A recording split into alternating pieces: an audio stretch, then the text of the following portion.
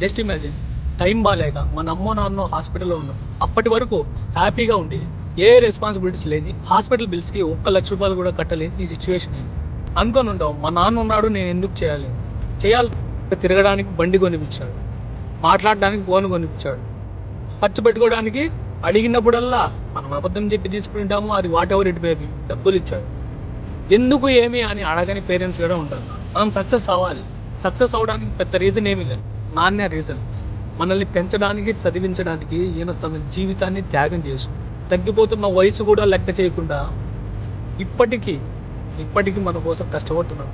ఇక్కడ కొడుకే సక్సెస్ అవ్వాల్సిన అవసరం లేదు, వాళ్ళ నాన్న కోసం, అమ్మ కోసం కూతురు కూడా సక్సెస్ అవ్వదు. We have to make our father proud. మీ దగ్గర ఒక్క పైసా కూడా ఉండదు. అప్పటికి మీ నాన్న నిన్ను చూసి, మా కొడుకు దగ్గర ఒక్క రూపాయి కూడా లేదు, ఇంట్లో లేకపోయినా మన రిలేటివ్స్ను, వాళ్ళ ఫ్రెండ్స్కో కాల్ చేసి మరీ డబ్బులు ఇచ్చుతారు. ఇలాంటి సిచ్యువేషన్ వచ్చినప్పుడు పరిస్థితి ఎంత దారుణంగా ఉంటుందో ఒక్కసారి అడగదు. నేను అలాంటి ఎదవ పనులు చేసినాను. ఏంద్రాయుడు ఇంత ఓవర్గా మాట్లాడతాను అనుకోవచ్చు, కానీ ఇది నిజం.